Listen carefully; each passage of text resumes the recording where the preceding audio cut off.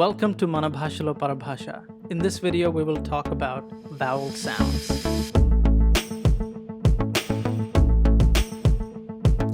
English భాషలోని vowel soundsని మనము 5 క్లాసులుగా విభజించవచ్చు. అవేమిటి అంటే A class vowel sounds, E class vowel sounds, I class vowel sounds, O class vowel sounds, and U class vowel sounds. ఈ vowel soundsలో మనకి reduced vowels, short vowels and long vowels ఉంటాయి. మొదటిగా మనము ఏ class reduced vowelని చూద్దాం. దీనిని ష్వా అంటారు. ఈ పదాన్ని చూసి ఇదేమిటో అని గాబరా పడాల్సిన అవసరం లేదు. ఈ పదం ఎలా వచ్చిందో మనము నేర్చుకున్నట్లయితే దాని పట్ల మనకు కలిగిన భయం ఏమన్నా ఉంటే అది పోతుంది. ష్వా అనే పదము హెబ్రీ భాష నుండి వచ్చింది. హెబ్రీ భాషలోని అతి చిన్న అచ్చైన షువా నుండి ఆధారం చేసుకొని కొందరు జర్మన్ లింగ్విస్టులు ఈ శబ్దానికి ఈ పేరు పెట్టారు. అయితే హెబ్రీ భాషలో SHEWA కాస్త జర్మన్లోకి వచ్చేసరికి SCHWAగా మారింది.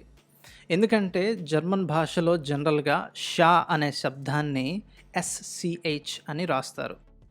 ఉదాహరణకు షమిట్ అనే జర్మన్ పేరు యొక్క స్పెల్లింగ్ ఇది. సో అందుకని ఈ శబ్దానికి ష్వా అని పేరు వచ్చింది. దాని స్పెల్లింగ్కి ఉన్నటువంటి కారణం అదనమాట. ఓకే, అది దాని యొక్క ఎటిమాలజీ. ఇంకా ఈ శబ్దం గురించి మనం చూద్దాం. ఇదొక అతి చిన్న అచ్చు శబ్దం, అందుకే దీనికి రెడ్యూస్డ్ vowel అని నేను పేరు పెట్టాను. అయినప్పటికీ ఇంగ్లీష్ అచ్చు శబ్దాల్లో అన్నిటికన్నా ఎక్కువగా వాడబడేది ఇదే. దీన్ని పలికే డ్యూరేషన్ అంటే నిడివి, ఇంకా దీని మీద స్ట్రెస్ చాలా తక్కువ. అంటే దీన్ని పలకనట్లుగా చాలా షార్ట్గా పలకాలి. సో దీన్ని ఏ విధంగా పలకాలో మనం చూద్దాం. దీనిని ఆ అని పలకాలి. ఆ ఇది పలికేటప్పుడు మీ నోటిని పూర్తిగా రిలాక్స్డ్గా ఉంచి పలకండి. ఆ ఇది అన్స్ట్రెస్డ్ సిలబల్స్లో ఉపయోగించబడుతుంది. ఒక సిలబల్లో మినిమం ఒక అచ్చు శబ్దం ఉంటుంది. దాంతోపాటు ఎన్నైనా హల్లులు ఉండవచ్చు. ఉదాహరణకు పెన్ అనే పదంలో ఒక సిలబల్ ఉంది, ఎందుకంటే దానిలో ఒకే అచ్చు శబ్దం ఉంది కనుక. అయితే పెన్సివ్లో 2 ఉన్నాయి. పెన్ ఒక సిలబల్, సివ్ ఒక సిలబల్. ఈ 2 సిలబల్స్లో మొదటిది స్ట్రెస్డ్ సిలబల్, రెండవది అన్స్ట్రెస్డ్ సిలబల్. ఎందుకంటే మొదటి దానిని పెద్దగా వినిపించేలా పలుకుతున్నాం. చూడండి, పెన్సివ్. పెన్ అనేది స్ట్రెస్డ్గా ఉంది, ఎందుకంటే స్ట్రెస్ అన్నప్పుడు దాంట్లో దాని వాయిస్ అంటే దాని వాల్యూమ్ ఎక్కువ ఉంది, అదేవిధంగా దాన్ని పెద్దగా కూడా పలుకుతున్నాం. లాస్ట్ సిలబల్ని మనం అంతగా స్ట్రెస్ చేయట్లా, అంటే దాన్ని పలికే వాల్యూమ్ తక్కువ, అలాగే దాని యొక్క వాల్యూమ్ అండ్ డ్యూరేషన్ కూడా తక్కువ. ఓకే, వాల్యూమ్ అండ్ డ్యూరేషన్ తక్కువ ఉంది కాబట్టి దాన్ని అన్స్ట్రెస్డ్ సిలబుల్ అంటాం. అన్స్ట్రెస్డ్ సిలబుల్స్, స్ట్రెస్డ్ సిలబుల్స్ గురించి ఇంకా తెలుసుకోవాలంటే ఈ వీడియో చూడండి. ఈ శబ్దానికి ఉదాహరణలు చూద్దాం. ఫస్ట్ ఎగ్జాంపుల్, దీన్ని అబౌట్ అని పలకాలి. అబౌట్. ఇక్కడ మీరు చూసినట్లయితే ఈ ష్వా శబ్దము కంప్లీట్గా అన్స్ట్రెస్డ్గా ఉంది, అంటే దీన్ని పలికే డ్యూరేషన్ ఇంకా దీన్ని పలికే వాల్యూమ్ కూడా చాలా తక్కువగా ఉంది. సో ఇది పలకనట్టుగా మనం పలకాలి. నెక్స్ట్ ఉన్నటువంటి సిలబల్ని స్ట్రెస్ చేసి, అంటే వాల్యూమ్ ఎక్కువగా పెంచి, అలాగే నిడివి కూడా ఎక్కువగా పెంచి పలకాలి. అబౌట్, అబౌట్, అంతేగాని అబౌట్ అని పలకూడదు. ఆ ష్వా సౌండ్ అన్స్ట్రెస్డ్గా ఉండాలంటే దాని డ్యూరేషన్ తక్కువగా ఉండాలి, దాని వాల్యూమ్ కూడా తక్కువగా ఉండాలి. About, about. నెక్స్ట్, ఎనమీ. ఎనమీ, ఎనమీ. ఈ పదాన్ని మనం జనరల్గా ఎనిమీ అని పలుకుతాం తెలుగులో. అయితే దీన్ని ఎనమీ అని పలకాలి. ఇక్కడ ఈ ఈ ఈని మనము ష్వాగా పలుకుతున్నాం. అలాగే నెక్స్ట్ ఎగ్జాంపుల్ ఫ్యామిలీ. ఫ్యామిలీ తెలుగులో దీన్ని మనం ఫ్యామిలీ అని పలుకుతాం. ఇక్కడ ఈని ఈగా పలుకుతాం. ఐని ఈగా పలుకుతాం. బట్ బ్రిటిష్ యాక్సెంట్లో కానీ ఇంగ్లీష్ యాక్సెంట్లో కానీ ఈ ఐని ష్వాగా పలకాలి. So it becomes family. Family. Next freedom. Freedom. Next support. Support. Next analysis. Analysis. ఇక్కడ ఇవ్వబడిన ఉదాహరణలో ఏ, ఈ, ఐ, ఓ, యు లను అంటే ఇంగ్లీష్లో ఉన్న ప్రతి ఒక్క అచ్చు శబ్దాన్ని అచ్చు అక్షరాన్ని అలాగే వైని కూడా మనము ఈ శబ్దంతో పలకవచ్చని గమనించవచ్చు. దీన్ని బట్టి ఇంగ్లీష్ భాషలో దీని యొక్క ఉపయోగం ఎక్కువ ఉంటుంది అని మనం అర్థం చేసుకోవచ్చు. చాలా వరకు ఎక్కడైతే అన్‌స్ట్రెస్డ్ సిలబుల్స్ ఉంటాయో అక్కడ ఈ ష్వా శబ్దాన్ని మనం ఎక్స్‌పెక్ట్ చేయొచ్చు. అమెరికన్ యాక్సెంట్లో చాలాసార్లు ఈ ష్వాకి ఆర్ వచ్చి యాడ్ అవుతుంది. దీన్ని ఆర్ కలర్డ్ ష్వాస్ లేకపోతే ఆర్ కలర్డ్ వవెల్స్ అంటాం. ఉదాహరణకి ఈ ఎగ్జాంపుల్ని, ఈ పదాన్ని టీచర్. టీచర్ అని అమెరికన్ యాక్సెంట్లో ప్రొనౌన్స్ చేయాలి. ఇక్కడ ఈ సింబల్ అనేటువంటిది ఒక ష్వా యొక్క అలాగే ఒక ఆర్ యొక్క కలయిక. కొన్ని డిక్షనరీల్లో ఈ సింబల్ని ఉపయోగిస్తుంటారు. మరికొన్ని డిక్షనరీల్లో ష్వాని ఆర్ని విడదీసి రాస్తారు. ఉదాహరణకి ఆక్స్ఫర్డ్ డిక్షనరీలో ఈ విధంగా అమెరికన్ ప్రొనౌన్సియేషన్ రాస్తున్నారు. ఇక్కడ చూసినట్లయితే ఇక్కడ ఆర్ కలర్డ్ ష్వాను ఉపయోగించకుండా ష్వాని ఆర్ని విడదీసి రాస్తున్నారు. బ్రిటిష్ యాక్సెంట్లో ఈ పదాన్ని ఆర్ లేకుండా పలుకుతారని గమనించాలి. మీరు స్కూల్లో సైలెంట్ ఆర్ల గురించి వినే ఉంటారు. సైలెంట్ ఆర్లు బ్రిటిష్ యాక్సెంట్లో మాత్రమే ఉంటాయి. ఒక పదం చివర ఈఆర్ వచ్చినప్పుడు బ్రిటిష్ యాక్సెంట్లో ఈఆర్ను ష్వాగా పలుకుతారు. సో ఈ పదాన్ని టీచర్ అని బ్రిటిష్ యాక్సెంట్లో పలకాలి. ఇప్పటిదాకా మనము ష్వాని ఉపయోగించేటువంటి పదాల గురించి చూసాం. ఇప్పుడు ష్వాని ఉపయోగించేటువంటి ఫ్రేజెస్ అంటే పంక్తుల గురించి చూద్దాం.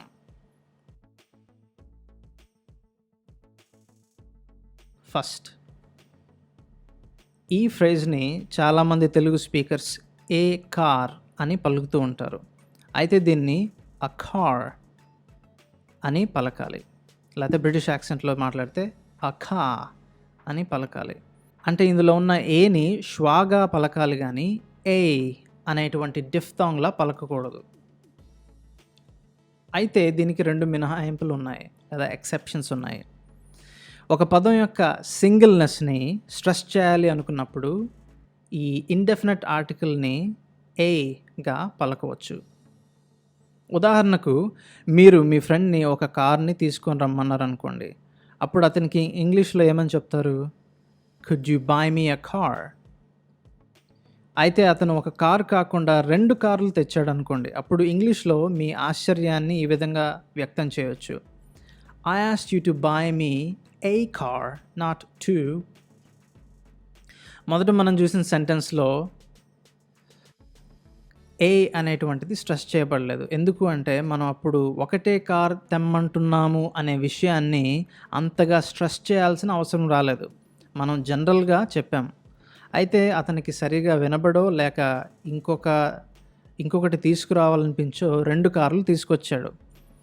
మన ఫ్రెండ్ ఒక కారు అడిగితే 2 కార్లు తెచ్చాడేంటి అనేటువంటి విషయాన్ని స్ట్రెస్ చేయడానికి ఈ ఇండెఫినెట్ ఆర్టికల్ని ఏగా పలకవలసి వచ్చింది.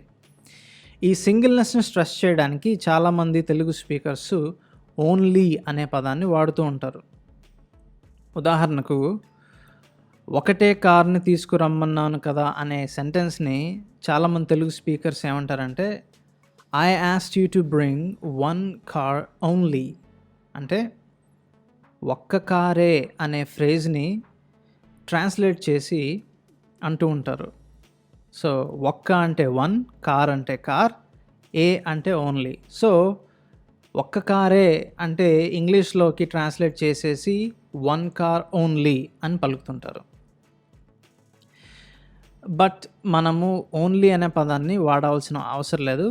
ఈ ఇండెఫినిట్ ఆర్టికల్ని స్ట్రెస్ చేసి పలికితే ఒక్క కారే అనేటువంటి మీనింగ్ వస్తుంది. I asked you to bring A car, not two. ఇక్కడ ఓన్లీ అనే పదాన్ని ఒకవేళ ఉపయోగించాలి అని అనుకుంటే I asked you to buy me only one car, not two అని అనొచ్చు. అంటే ఓన్లీ అనే పదాన్ని కార్ అనే పదం వెనక కాకుండా ముందు అనొచ్చు. అయితే ఓన్లీ అవసరం లేకుండా ఏని ఏగా పలకవచ్చు. అలాగే ఈ ఇండెఫినిట్ ఆర్టికల్ని ష్వాగా పలకాలి అనేటువంటి రూల్కి రెండవ ఎక్సెప్షన్ ఏంటి అంటే ఒక పదం యొక్క ఇండెఫినిట్నెస్ని స్ట్రెస్ చేయాలి అనుకున్నప్పుడు ఏ మరియు యాన్లను మనం ఇండెఫినిట్ ఆర్టికల్స్ అంటాం. ఈ ఆర్టికల్స్ అనిశ్చితిని లేదా ఇండెఫినిట్నెస్ని చూపిస్తాయి. అంటే ఏదైనా లేకపోతే ఏదో ఒకటి అనేటువంటి ఐడియాగా మనం దీన్ని అర్థం చేసుకోవచ్చు. ఉదాహరణకు ఒక కార్ తీసుకురమ్మని మీ ఫ్రెండ్ని అడిగారు అనుకోండి. అప్పుడు ఇంగ్లీష్లో ఏమని అంటామంటే could you buy me a car, could you buy me a car. అయితే అతను మీ ఇద్దరికి ఇంతకుముందు నచ్చినటువంటి ఒక రెడ్ కార్ని తీసుకొచ్చాడు అనుకుందాం. ఆ కార్ మిగిలిన వాటికంటే ఖరీదైనటువంటిది అని అనుకుందాం. అయితే బయట ఉన్న రంగు అంత ప్రాముఖ్యం కాదు అన్న ఉద్దేశంతో మీరు ఒక కారు తీసుకొని రమ్మన్నారు. అయితే మీ ఫ్రెండ్ మీకు నచ్చిన కారే తెచ్చాడు. అప్పుడు మీకు ఆనందం వేసినప్పటికీ అతనికి ఎక్కువ డబ్బులు ఖర్చు అయ్యాయి అన్న ఉద్దేశంతో నాకు ఏదైనా ఒక కారు తీసుకొని రమ్మన్నాను కానీ ఇదే కారు తీసుకొని రమ్మనలేదు అని మీరు రెస్పాండ్ అవ్వచ్చు. దానిని ఇంగ్లీష్లో ఏ విధంగా అనాలి అంటే I asked you to buy me A car, not this particular one. అంటే ఇక్కడ ఇండెఫినిట్ ఆర్టికల్ని ఏ అని పలకడం వెనక ఉద్దేశం ఏంటి అంటే ఈ ఇండెఫినిట్నెస్ని స్ట్రెస్ చేయడమే. టు అనేటువంటి వర్డ్ వచ్చేటువంటి ఫ్రేజెస్ యూజువల్గా ష్వాని ఉపయోగిస్తుంటాయి స్పోకెన్ ఇంగ్లీష్కి వచ్చేసరికి. ఫర్ ఎగ్జాంపుల్ ఈ ఫ్రేజ్ గాట్ టు అనేటువంటి ఫ్రేజ్ అమెరికన్ ఇంగ్లీష్లో గా మారుతుంది. గోయింగ్ టు అనేటువంటి ఫ్రేజ్ గా మారుతుంది. వాంట్ టు అనేటువంటి ఫ్రేజ్ గా మారుతుంది. ఈ ఎగ్జాంపుల్లో స్పోకెన్ ఇంగ్లీష్లో ష్వా ఎన్నిసార్లు వస్తుందో మీకు చూపిస్తాను. ఒకసారి దీన్ని తెలుగు యాక్సెంట్లో మనం ఒకసారి చదువుదాం. I'm going to the head master, do you want to come or do you want to be somewhere else now. అయితే మనం దీన్ని అమెరికన్ యాక్సెంట్లో ఒకసారి విందాం. I'm going to the head master, do you want to come or you got to be somewhere else now. I'm going to the head master, do you want to come or you got to be somewhere else now. చూసారా, ఇక్కడ going to go అనేటువంటి ఫ్రేజ్ని I'm Gana go అంటున్నాం. ఆ గనా అనేటువంటి పదంలో రెండు ష్వాలు ఉన్నాయి. Gonna go, the head master, to అని అనకుండా అంటున్నాం. అక్కడ అనే దాంట్లో మనకి అనేటువంటి కాన్సనెంట్, దాని పక్కన ష్వా రెండు ఉన్నాయి. ఈ అనేటువంటి పదము అనేటువంటి ఒక ఇంటర్డెంటల్ ఫ్రికేటివ్ని ఉపయోగించి అలాగే ష్వాని ఉపయోగించి పలుకుతున్నాం. The head master, do you wanna. కొన్నిసార్లు డూ యూ వానా అని కూడా ఉంటుంది. అంటే YA లా కూడా పలుకుతారు. అంటే యూ అనేటువంటిది యూగా పలకకుండా అని కూడా వస్తుంది అనమాట. అంటే మాట్లాడేటప్పుడు త్వరగా మాట్లాడుతుంటాం కాబట్టి do you wanna come, do you wanna come, do you wanna come. చూసారా, do you want to come అనేది అంత క్లియర్గా పలకకుండా do you wanna come, do you wanna come అని షార్ట్గా పలికేస్తారు. You got be somewhere else now. ఇక్కడ కూడా చూసినట్లయితే యు అనేటువంటిది యగా పలకొచ్చు, గాట్ టు అనేటువంటి ఫ్రేజ్ని గారా అని పలకొచ్చు, or you got be somewhere else now.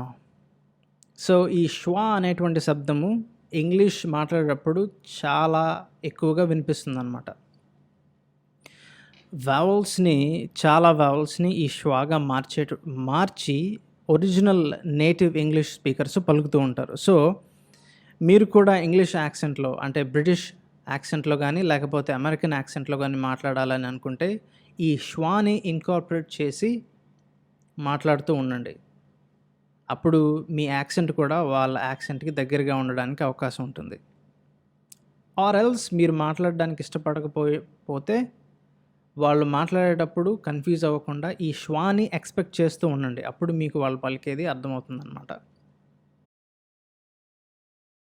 Next, ష్వాని ఉపయోగించేటువంటి ఫ్రేజెస్లో అవ్ అనేటువంటి పదం వచ్చేటువంటి ఫ్రేజెస్ ఈ ష్వాని ఉపయోగిస్తూ ఉంటాయి. ఈ పదాన్ని అవ్ అని పలకాలి. ష్వా ప్లస్ వి సౌండ్, అంతేగాని ఆఫ్ అని పలకూడదు. ఓకే, ఓ ప్లస్ ఎఫ్ కాదు.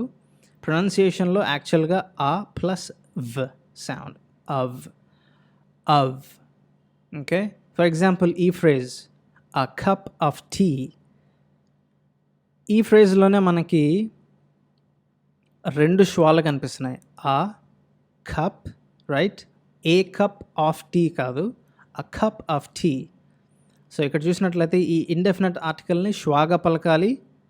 అ కప్ ఆవ్, అక్కడ కూడా ఒక ష్వా ఉంది, tea. Okay, a cup of tea. కొన్నిసార్లు త్వరగా మాట్లాడేటప్పుడు అ కప్ ఆఫ్ టీ అని క్లియర్గా మాట్లాడకుండా అ కప్ ఆఫ్ టీ అంటారనమాట. ఈ అవ్ అనేటువంటి పదంలో వి ఎగిరిపోతుంది. ఆ వి ఎగిరిపోయి సింపుల్గా ఏమంటారంటే కప కప ఇన్స్టెడ్ ఆఫ్ కప్ ఆవ్. చాలామంది ఇంగ్లీష్ స్పీకర్స్ ఏం చేస్తారంటే నేటివ్ ఇంగ్లీష్ స్పీకర్స్ కప అని పలుకుతారు, ఆ కప టీ. సమ్టైమ్స్ ఇంకా అలా కూడా కాకుండా షార్ట్ కట్లో ఇంగ్లాండ్లో దీన్ని ఏమంటారంటే a cuppa. Would you like to have a cuppa, would you like to have a cuppa అంటారనమాట. అంటే would you like to have a cup of tea. Okay, అంత క్లియర్గా పలకకుండా జనరల్గా ఏమనేస్తారంటే would you like to have a cuppa. మనం తెలుగులో కూడా చాలా షార్ట్ కట్ చేసి పలుకుతూ ఉంటాం, ఇది కూడా అంతే. Okay, next, A class short vowels. First vowel sound ఇది. ష్వాని స్ట్రెస్ చేసి పలికితే ఇది వస్తుంది. ష్వాకి దీనికి అదే తేడా. అంటే ష్వా కంటే దీన్ని పలికే నిడివి అంటే డ్యూరేషన్, అలాగే శబ్ద పరిమాణము లేదా వాల్యూమ్ ఎక్కువ. డ్యూరేషన్ అండ్ వాల్యూమ్ ఈ శబ్దానికి ఎక్కువ. ఇక దీనికి ష్వాకి అంతే తేడా అనమాట. దీన్ని స్ట్రెస్డ్ సిలబల్స్లో వాడతారు. ఉదాహరణ ఫంగస్. ఫంగస్ ఈ ఎగ్జాంపుల్లో 2 సిలబల్స్ ఉన్నాయి, ఫన్ గస్. ఓకే, అయితే ఫన్ అనేటువంటి సిలబుల్ స్ట్రెస్డ్ సిలబుల్, గస్ అనేటువంటి సిలబుల్ అన్స్ట్రెస్డ్ సిలబుల్. ఈ ఫన్ అనేటువంటిది స్ట్రెస్డ్ సిలబుల్ అనేటువంటి విషయం మీకు ఈ సింబల్ ద్వారా చూపించబడుతుంది. అందుకే ఈ ఫస్ట్ సిలబల్ని స్ట్రెస్ చేసి పలకాలి. అంటే దీన్ని పలికే వాల్యూమ్ అలాగే దీన్ని పలికే డ్యూరేషన్ కొద్దిగా ఎక్కువ ఉండాలి. Fungus, fungus. ఓకే, అంతేగాని ఫంగస్ అని పలకకూడదు. ఫంగస్ అని పలకాలి. ఫంగస్ అని పిలవాలి. ఈ సింబల్ ఏ శబ్దాన్ని సూచిస్తుందో గుర్తుపెట్టుకోవడానికి ఒక టిప్ నేర్చుకుందాం. అప్ అనే పదంలో అ అనే శబ్దాన్ని సూచించడానికి ఈ సింబల్నే వాడతారు. ఈ సింబల్ చూడడానికి తిరగదిప్పిన వీలాగా మాత్రమే కాకుండా పైకి సూచిస్తున్న ఒక యారో మార్క్ లాగా కూడా ఉంది. సో దీన్ని అప్వర్డ్ యారో మార్క్ అని అనుకోవచ్చు. కాబట్టి అప్ అనే పదాన్ని పలికేటప్పుడు వచ్చే శబ్దాన్ని ఈ సింబల్తో సూచిస్తారని మనం గుర్తుపెట్టుకోవచ్చు. ఓకే, నెక్స్ట్ షార్ట్ ఏ సౌండ్.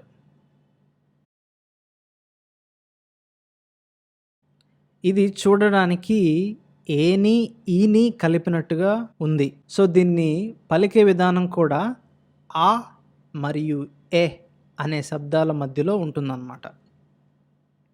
సో, దీన్ని ఆ అని పలకాలి. సో, ఇది అటు ఆ కాదు, అలాగే ఇటు ఏ కాదు. ఆకి, ఏకి మధ్యలో ఉన్నటువంటి సౌండ్. అందుకే దీన్ని ఏమంటామంటే ఆ అంటాం. ఆ. దీనికి ఒక ఉదాహరణ యాపిల్. యాపిల్. సో, ఈ ఉదాహరణలో మనకి ఈ ఏ అనేటువంటి లెటర్‌ని మనము ఆ అని పలకట్ల. ఆపిల్ అని మనం పలకట్ల. అలాగే ఏ అని కూడా పలకట్ల. యాపిల్ అని పలకట్ల. ఆకి, ఏకి మధ్యలో ఉండేటువంటి శబ్దంగా పలుకుతున్నాం. యాపిల్. తెలుగులో చాలామంది దీన్ని ఏ విధంగా పలుకుతారు అంటే యాపిల్ అంటా ఉంటారు. కానీ ఆ ప్రొనౌన్సియేషన్‌లో వచ్చినటువంటి తప్పు ఏంటి అంటే యాపిల్ అనేటువంటి పదంలో యా అనేటువంటి హల్లు మనకు కనిపిస్తుంది. తెలుగులో రాసేటప్పుడు కూడా మనం ఒకవేళ యాపిల్ అనేటువంటి శబ్దాన్ని మనం రాయాలి అనుకుంటే యాతో మనం రాస్తాం. బట్ దీన్ని వవెల్ సౌండ్‌తో పలకాలి. యాపిల్ అని పలకాలి. అంటే ఇక్కడ మన గొంతులోంచి రావాలి. అంతేగాని యాగా పలకకూడదు. అలాగే తెలుగులో కొంతమంది దీన్ని ఏపిల్ అని పలుకుతారు. ఏపిల్ చూసే ఉంటారు మీరు బోర్డ్స్ చూసి కమర్షియల్ బోర్డ్స్ మీద అయితే యాపిల్ అయినా రాస్తారు. లేకపోతే ఏపిల్ అనైనా రాస్తారు. బట్ ఈ 2 తప్పు. అలాగే ఆపిల్ కూడా కాదు. సో, తెలుగులో ఈ సౌండ్‌ని డిపిక్ట్ చేయడానికి మన దగ్గర లెటర్స్ ఏమి లేవు. అయితే ఈ సౌండ్ తెలుగులో ఉంది. ఉదాహరణకు వచ్చారు అనేటువంటి పదంలో ఆ అనేటువంటి శబ్దం మనకు కనిపిస్తుంది.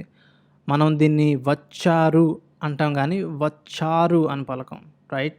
అంటే దానికి వెనకాల ఉన్న అర్థం ఏమిటి అంటే ఈ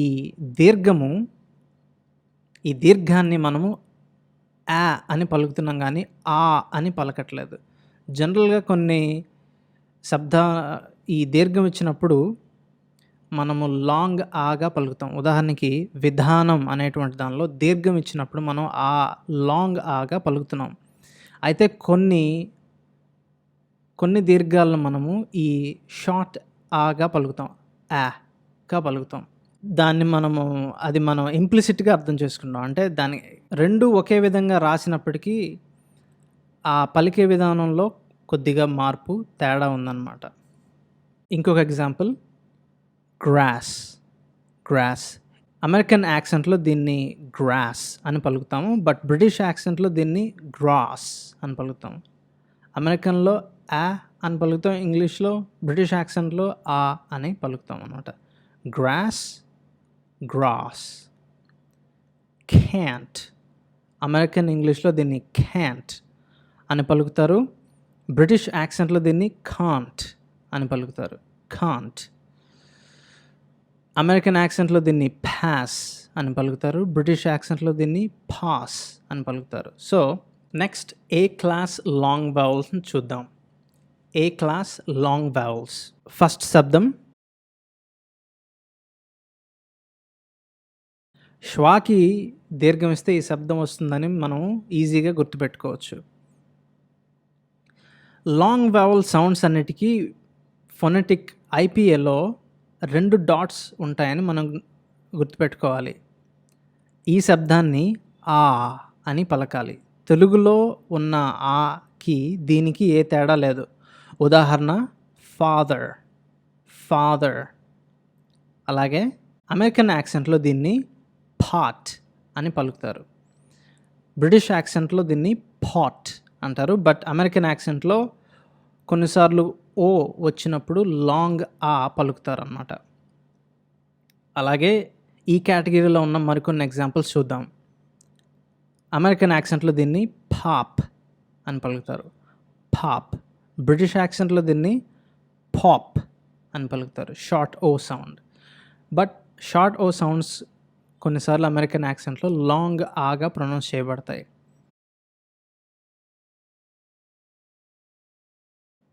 ఏ క్లాస్ లాంగ్ వవల్స్లో మరొక ఎగ్జాంపుల్ ఇది. ఈ శబ్దాన్ని అని పలకాలి. ప్రీవియస్ శబ్దాన్ని పలికేటప్పుడు నోరు పూర్తిగా తెరవబడి ఉంటుంది. ఆ. అయితే ఈ శబ్దాన్ని పలికేటప్పుడు నోరు కొద్దిగా మాత్రమే తెరవబడి ఉంటుంది. ఉదాహరణ, బ్రిటిష్ యాక్సెంట్లో దీన్ని వర్డ్ అని పలుకుతారు.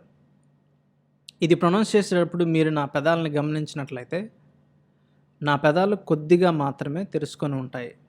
వర్డ్, వర్డ్, అంతేగాని వాడ్ అని నేను పలకట్లేదు. ఎందుకంటే అక్కడ ఉన్నటువంటి వవల్ సౌండ్ ఇదన్నమాట. అమెరికన్ యాక్సెంట్లో ఈ పదాన్ని వర్డ్ అని పలుకుతారు. వర్డ్. అమెరికన్ యాక్సెంట్లో ఉండే ఈ శబ్దము బ్రిటిష్ యాక్సెంట్లో ఉండే ఈ శబ్దం కన్నా డ్యూరేషన్లో తక్కువగా ఉంటుంది. కొన్నిసార్లు ఆర్తో కలిపి రాసినప్పుడు ఈ శబ్దానికి ఆర్ పక్కన తగిలిస్తారు. సో ఇది ఒక ఆర్ కలర్డ్ వవల్ అవుతుంది. ఈ ఆర్ కలర్డ్ వవల్ అయిన దీనికి ఉదాహరణలు ఏంటి అంటే girl, whirl and work. Girl, whirl and work. అవే ఈ పదాలని బ్రిటిష్ యాక్సెంట్లో గర్ల్, వర్ల్ అండ్ వర్క్ అని పలుకుతారు. Next classification short E vowel sounds. దీంట్లో ఒకటే ఉన్నది, ఒకే వవల్ సౌండ్ ఉంది. దీన్ని అని పలకాలి. ఉదాహరణ, పెట్, పెట్. లాంగ్ ఈ ఇంగ్లీష్లో లేదు. అయితే లాంగ్ ఈలా అనిపించే ఏ అనే డిఫ్థాంగ్ ఉంది. దీనిని ఏ అని పలుకుతారు. ఇది ఏ మరియు ఈల యొక్క కాంబినేషన్, అంతేగాని ఇది ఒక లాంగ్ ఏ కాదు. తెలుగులో మనకి ఏ ఉంటుంది, అలాగే ఏ ఉంటుంది. అయితే ఇంగ్లీష్లో ఏ మాత్రమే ఉంటుంది, కానీ ఏ బదులు ఏ ఉంటుంది. ఏ ప్లస్ ఈ అన్నమాట. A. Next I class vowel sounds. I class vowel సౌండ్స్లో ఫస్ట్ క్లాస్ షార్ట్ ఐ. దీనిని ఏ అని పలకాలి. ఏ. ఉదాహరణ, ఫెట్, ఫెట్. తెలుగులో ఉన్న ఈకి దీనికి తేడా ఉంది. తెలుగులో ఈని ఈ అని పలుకుతాము. మోడర్న్ ఇంగ్లీష్లో దీనిని ఏ అని పలుకుతారు, అంతేగాని ఈ అని కాదు. ఈ తేడాని ఎలా అర్థం చేసుకోవాలో చూద్దాం. తెలుగులో ఉన్న శబ్దము ప్యూర్ ఈ అన్నమాట. అయితే మోడర్న్ ఇంగ్లీష్లో ఉన్న ఈ శబ్దము ఈకి ఏకి మధ్యలో ఉంటుంది. ఏ. ఓకే. అటు ఈ కాదు, అలా అని ఏ కాదు. ఆ రెండింటి మధ్యలో ఉన్నటువంటి శబ్దం అన్నమాట. ఏ. ఏ. పాత బ్రిటిష్ యాక్సెంట్ అంటే ఓల్డ్ రిసీవ్డ్ ప్రొనౌన్సియేషన్లో ప్యూర్ ఈ ఉండేది. ఉదాహరణకు నెట్ఫ్లిక్స్లోని క్రౌన్ అనే టీవీ షోలో ఈ శబ్దాన్ని ఈ అని పలకడం వినవచ్చు. అందులో క్వీన్ ఎలిజబెత్ ఫిలిప్ను ఫిలిప్ అని పిలుస్తుంది. Elizabeth Alexandra Mary. I, Elizabeth Alexandra Mary. Take thee, Philip. Take thee, Philip. అది పాత British accent. Modern British accent లేదా అమెరికన్ యాక్సెంట్లో ఈ పదాన్ని ఫిలిప్ అని పలుకుతారు. Instead of Philip, it's pronounced as Philip. A. Next long E sound. దీనిని E అని పలకాలి. ఉదాహరణ, ఫీట్, ఫీట్. దీనికి తెలుగులోని ఈ అనేటువంటి అచ్చుకు ఏ తేడా లేదు. నెక్స్ట్ మిడ్ ఈ సౌండ్. దీన్ని ఈ అని పలకాలి. ఇది షార్ట్ ఈకి లాంగ్ ఈకి మధ్య ఉన్న శబ్దం. అంటే ఇది పూర్తిగా షార్ట్ ఈ కాదు, అలా అని చెప్పేసి లాంగ్ ఈ కూడా కాదు. ఆ రెండింటి మధ్య ఉన్నటువంటి శబ్దం అన్నమాట. ఉదాహరణ, దీన్ని హ్యాపీ అని పలకాలి. హ్యాపీ. ఆ పదంలో చివర ఉన్న శబ్దమే ఈ మిడ్ ఈ. ఈ పదాన్ని హ్యాపీ అని సాగదీసి పూర్తిగా లాంగ్ ఈలా పలకట్లేదు. అలా అని చెప్పేసి హ్యాపీ అని సడన్గా ఆపేయటం లేదు. రెండిటి మధ్య ఉన్నటువంటి శబ్దంలా పలుకుతున్నాం. అలా పలికే శబ్దాన్ని సూచించడానికి ఈ సింబల్ను వాడతారు. నెక్స్ట్ ఓ క్లాస్ వవల్స్. ఓ క్లాస్ వవల్స్లో ఫస్ట్ కేటగిరీ షార్ట్ ఓ. దీనిని ఆ అని పలకాలి. ఆ. ఉదాహరణ పాట్, పాప్. ఈ శబ్దం కేవలం బ్రిటిష్ యాక్సెంట్లో మాత్రమే ఉంటుంది. అమెరికన్ యాక్సెంట్లో దీని బదులు లాంగ్ అని ఉపయోగిస్తారు. అంటే పాట్ బదులు పాట్ అని, పాప్ బదులు పాప్ అని అమెరికన్ యాక్సెంట్లో ప్రొనౌన్స్ చేస్తారు. అలా ఎందుకో మనకు తెలియదు. ఇంగ్లీష్లో కొన్నిటికి వివరణ ఉండదు. నెక్స్ట్ లాంగ్ ఓ.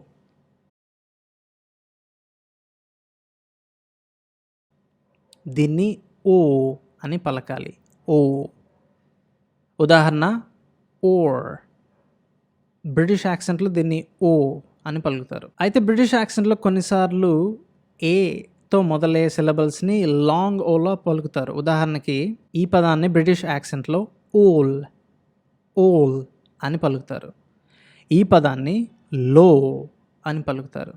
ఈ పదాన్ని ఓల్ అని పలుకుతారు. Next you class vowels. అందులో ఫస్ట్ కేటగిరీ షార్ట్ యూ. దీన్ని ఊ అని పలకాలి. తెలుగులో ఉన్న ఈ అచ్చుకు ఈ ఇంగ్లీష్లో ఉన్న ఈ వవల్ సౌండ్కు ఏ తేడా లేదు. Example foot, foot. U class వవల్స్లో సెకండ్ కేటగిరీ లాంగ్ యూ. దీనిని ఊ అని పలకాలి. తెలుగులో ఉన్న ఈ అచ్చుకు దీనికి ఏ తేడా లేదు. Example food, food. ఈ పదాన్ని చాలామంది తెలుగులో ఫుడ్ అని పలుకుతూ ఉంటారు. ఫుడ్. అయితే ఇది లాంగ్ ఊగా పలకాలి. Food, food.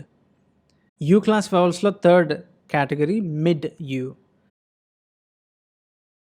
దీనిని ఊ అని పలకాలి. ఇది షార్ట్ ఊకి లాంగ్ ఊకి మధ్య ఉన్నటువంటి శబ్దం. Example actual, actual.